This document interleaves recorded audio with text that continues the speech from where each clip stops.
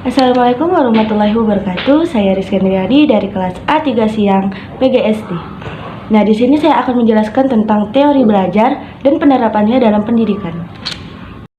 Teori yang saya pakai dalam membahas materi ini yaitu teori behavioritik yang dibawakan oleh Edward R. Thorndike. Nah, di dalam teorinya beliau menyebutkan bahwa belajar itu adalah interaksi antara stimulus yang berupa rangsangan seperti pikiran, perasaan yang bisa ditangkap oleh indera dengan respon. Nah, artinya apa? Perubahan tingkah laku akibat dari kegiatan belajar itu dapat berwujud konkret, yaitu dapat diamati, atau tidak konkret, yaitu tidak dapat diamati. Nah, di dalam teori Thorndike itu ada stimulus dan respon. Nah, apa sih kaitannya? Nah, jadi stimulus itu adalah apa saja yang merangsang ketika kegiatan belajar. Itu bisa berupa pikiran, perasaan, atau hal-hal yang lain yang dapat ditangkap oleh indera.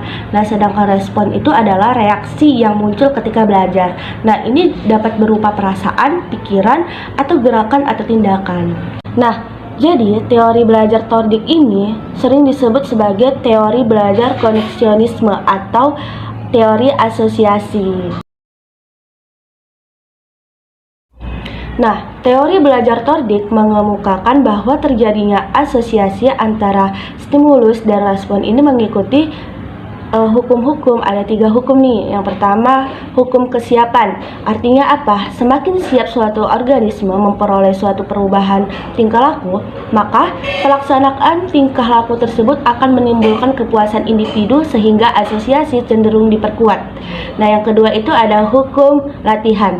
Artinya apa? Semakin sering suatu tingkah laku diulang atau dilatih, maka asosiasi tersebut akan semakin kuat.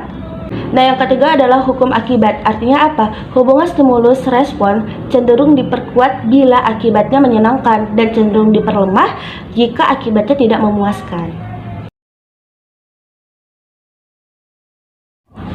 Nah, ada ciri-ciri hukum belajar menurut teori Thorndike. Nah, yang pertama itu adalah hukum latihan ditinggalkan karena ditemukan pengulangan saja tidak cukup untuk memperkuat hubungan stimulus respon. Sebaliknya, tanpa pengulangan pun hubungan stimulus respon belum tentu diperlemah. Nah, yang kedua itu ada hukum akibat direvisi. Artinya apa?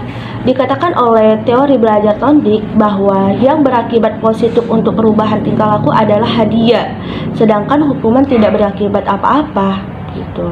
Nah, yang ketiga itu syarat utama terjadinya hubungan stimulus respon bukan kedekatan, tetapi adanya saling sesuai antara stimulus dan respon. Nah, yang keempat itu akibat suatu perbuatan dapat menular baik pada bidang lain maupun pada individu lain. Demikian penjelasan dari saya, kurang lebihnya mohon maaf. Billahi taufiq wal hidayah. Wassalamualaikum warahmatullahi wabarakatuh. Thank you so much. Happy for watching.